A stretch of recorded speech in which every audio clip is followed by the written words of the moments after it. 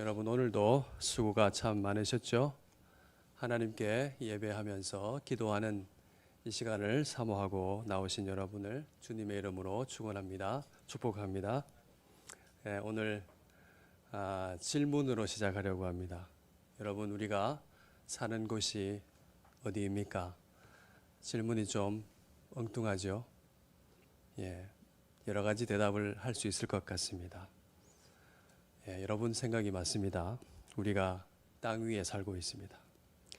성경은 우리의 시민권은 하늘에 있다 그렇게 이야기하지만은 아직 우리의 삶의 자리는 이 땅 위입니다.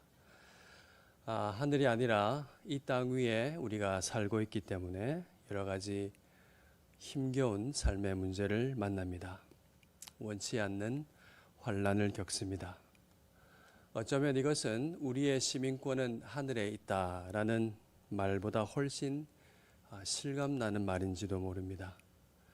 왜냐하면 우리가 지금 여기서 삶의 문제를 마주하고 경험하고 있기 때문입니다. 사실 그래서 우리가 참 고단합니다. 믿음을 지키고 살기가 쉽지가 않습니다. 하나님께서 그런 우리를 위해서 시편의 말씀을 주셨습니다. 시편은 무엇인가요?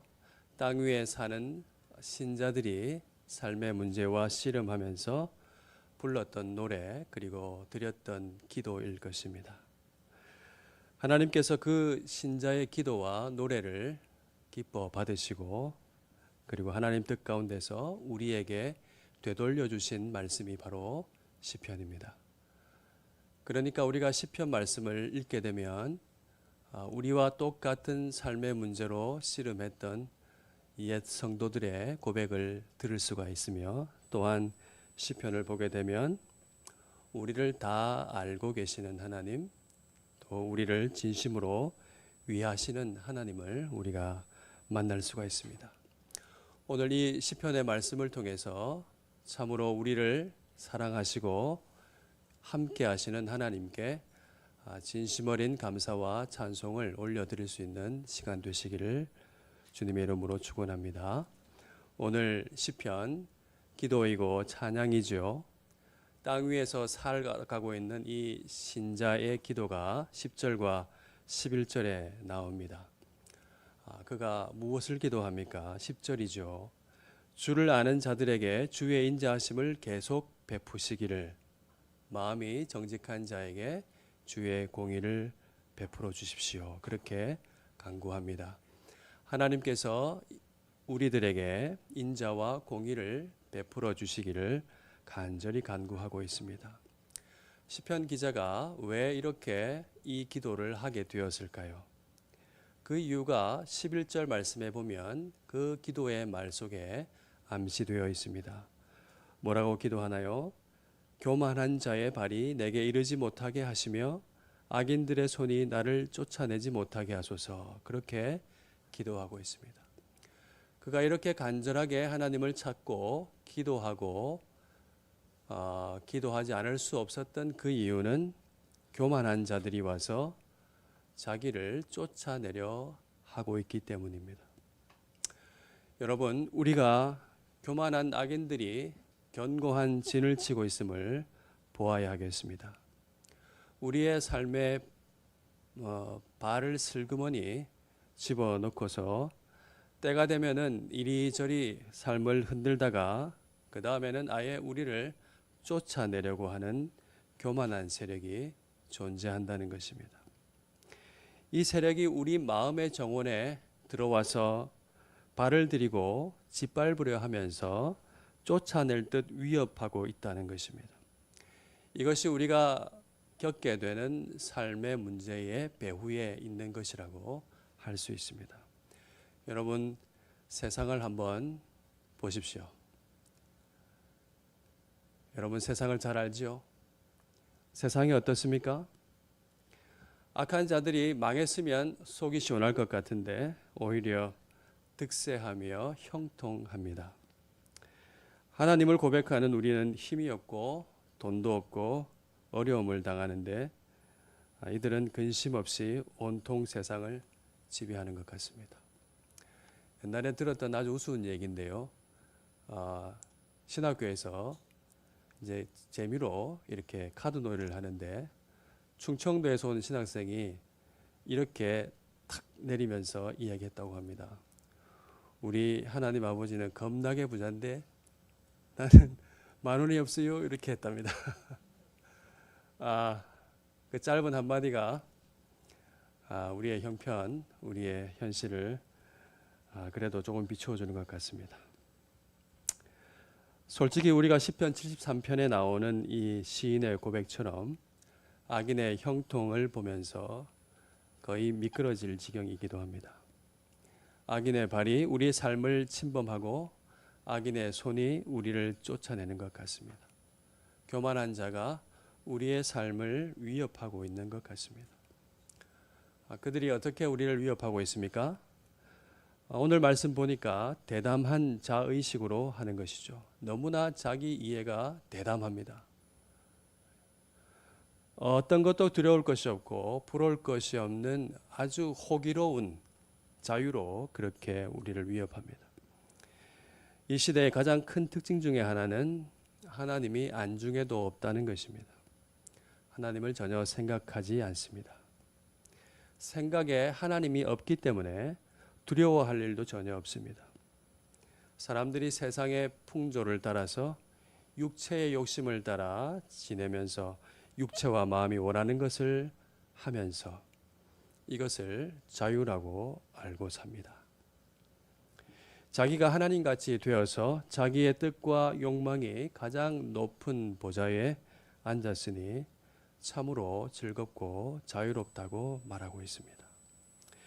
여러분, 그들의 모습을 한번 볼까요? 우리 본문 1절에서 4절에 이 악인의 모습이 묘사되어 있습니다. 여러분 1절을 한번 보십시오. 가만히 보니까 악인이 말을 하는데요.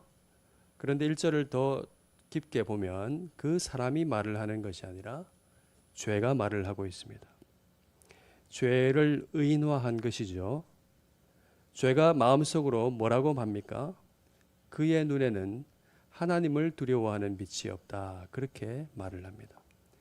죄가 마음속으로 말을 하다니까 참으로 섬뜩한 표현이죠. 죄가 그 사람을 완전히 사로잡고 대상화해서 그 사람을 그라는 3인칭으로 표현하면서 말을 합니다. 이것은 무엇을 말하는 것일까요?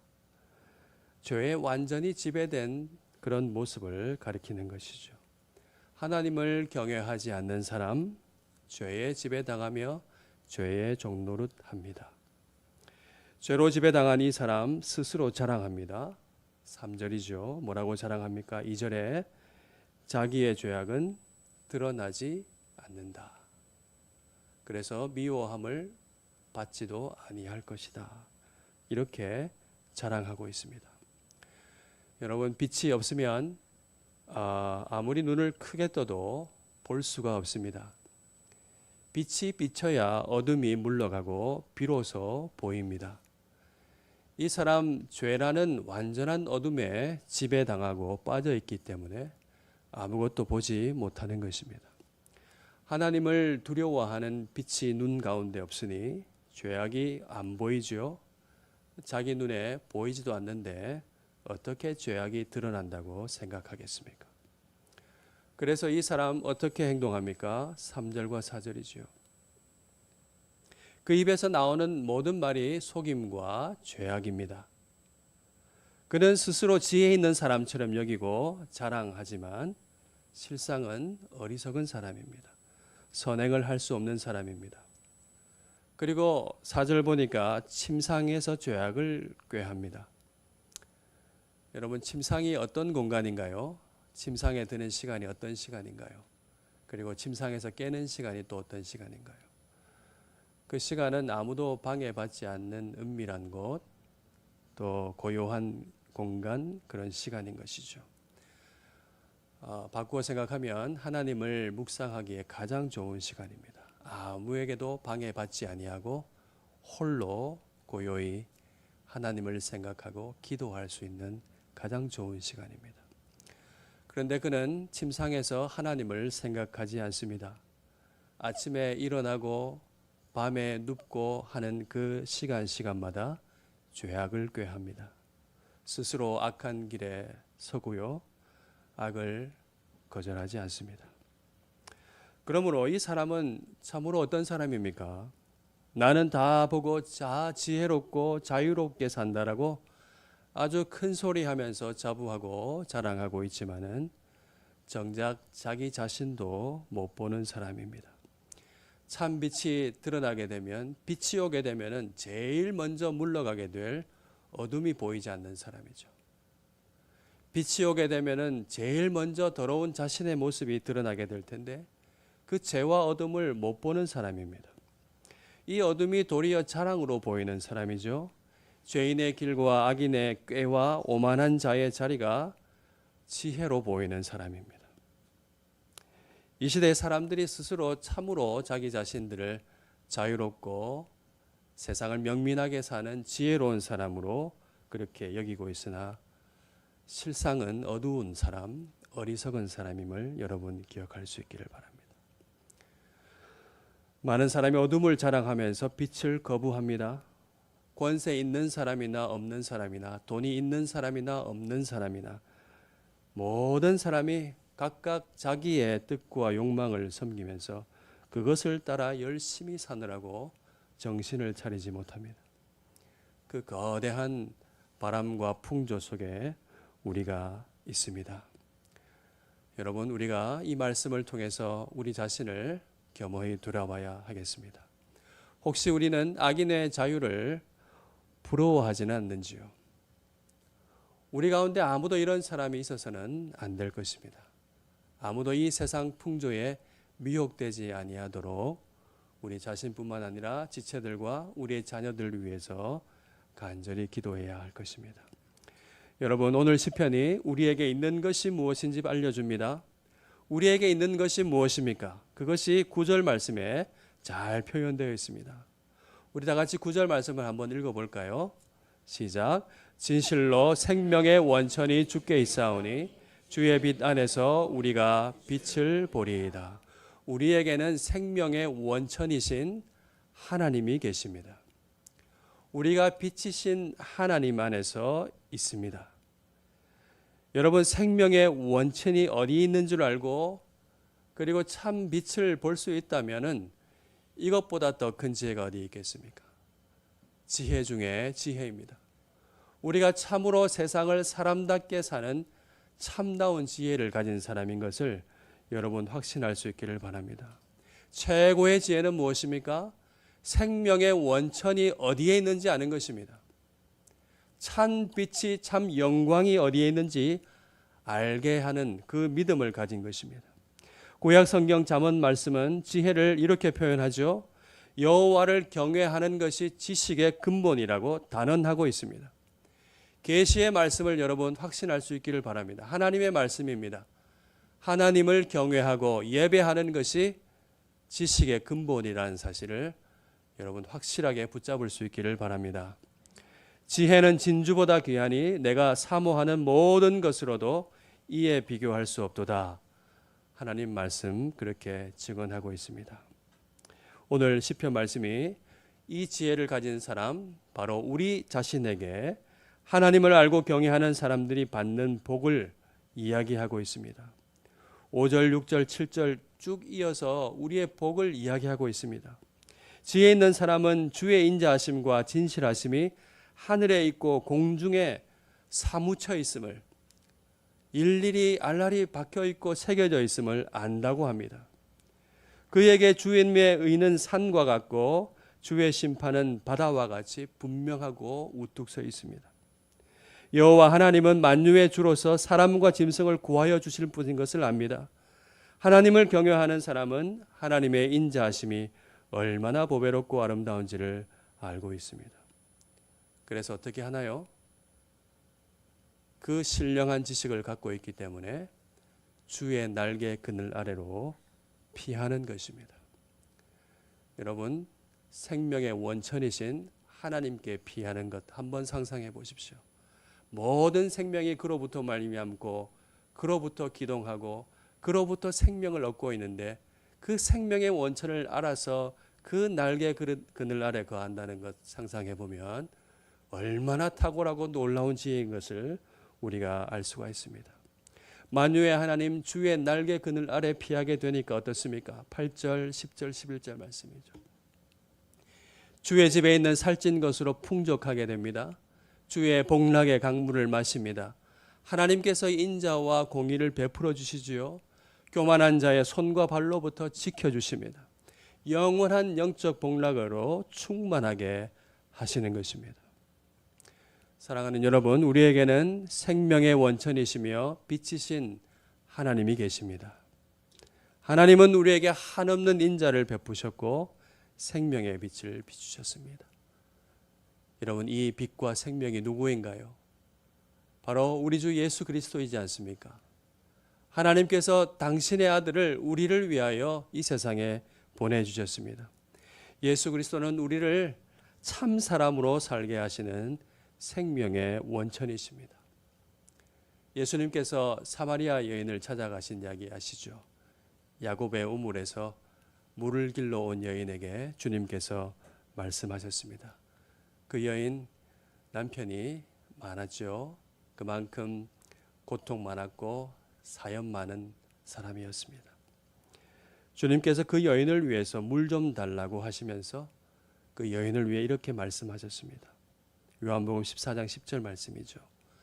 네가 만일 하나님의 선물과 또 내게 물 좀 달라 하는 이가 누구인 줄 알았더라면 너는 나에게 그에게 구하였을 것이요 그가 생수를 너에게 주었으리라. 예수님께서 친히 말씀하셨죠. 자기 자신을 가리켜 나는 하나님의 선물이요 영원히 살게 하는 생명의 원천이라. 그렇게 주님 말씀하셨습니다.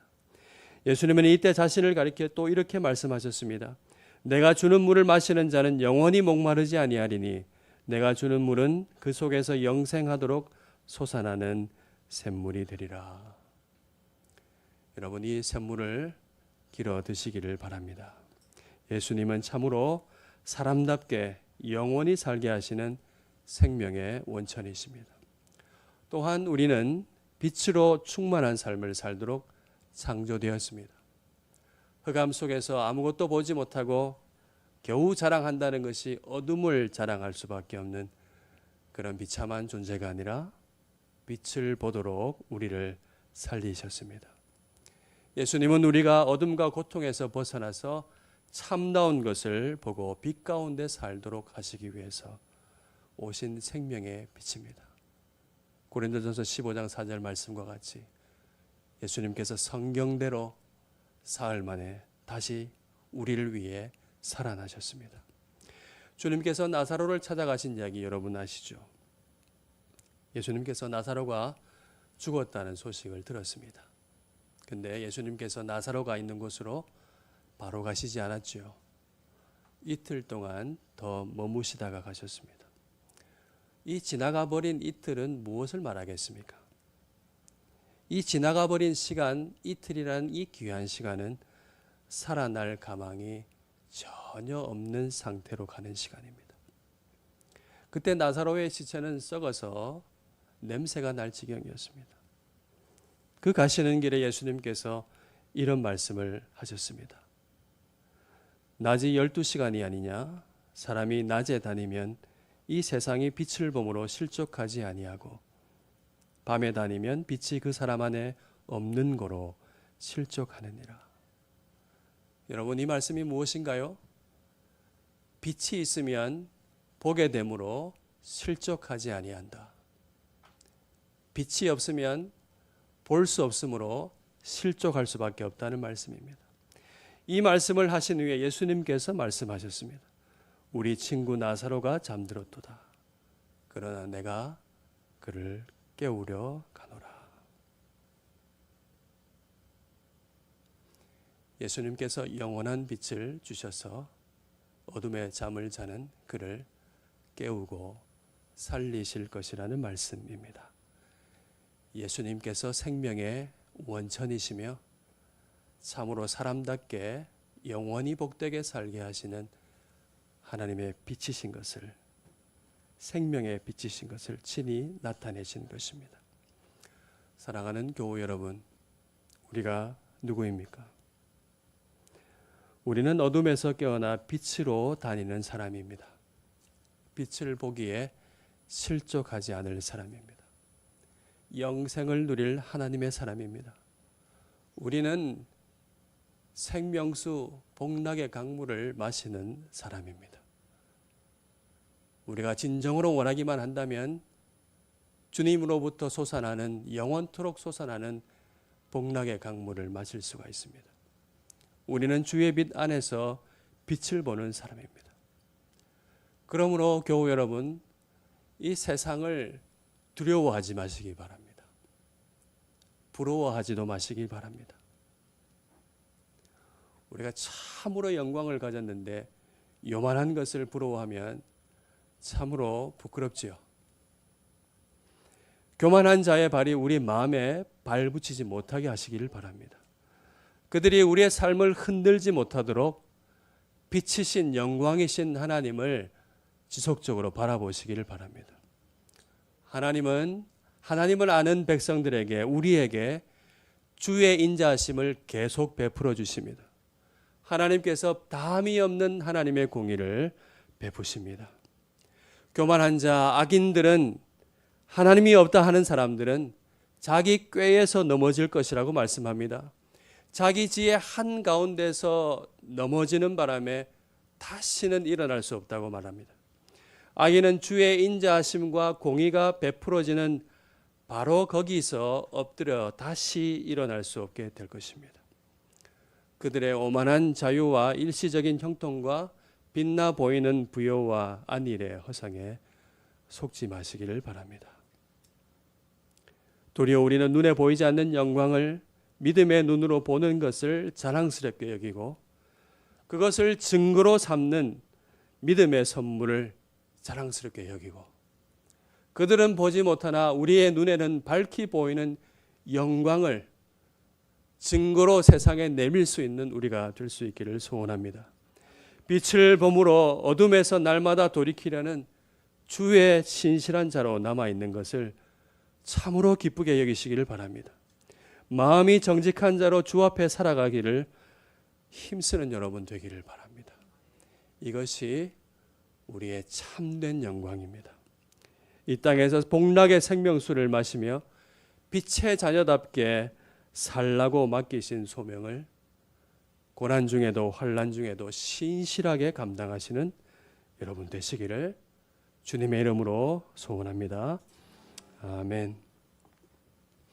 370장 찬양 부르겠습니다.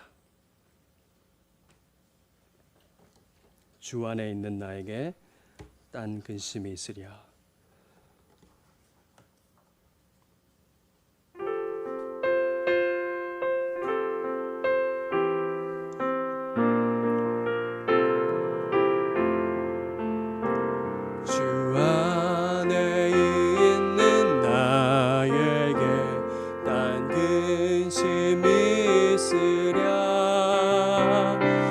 십자가 밑에 나가 내 짐을 풀었네. 주님을 찬송하면서 할렐루야 할렐루야.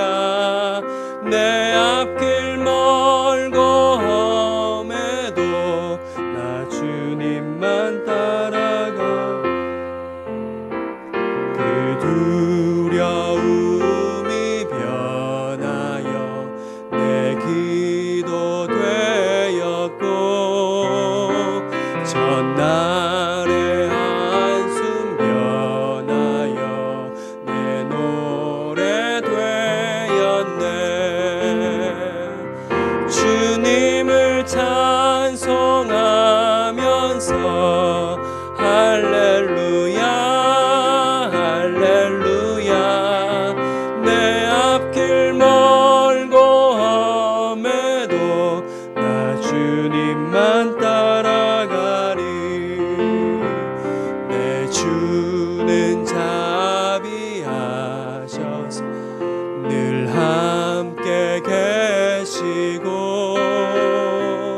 내 궁핍 밤을 아시고 늘 채워주시네.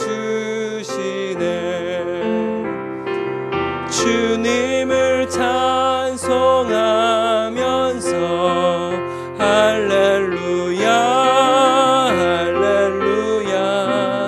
내 앞길 멀고 험해도 나 주님만 따라가리.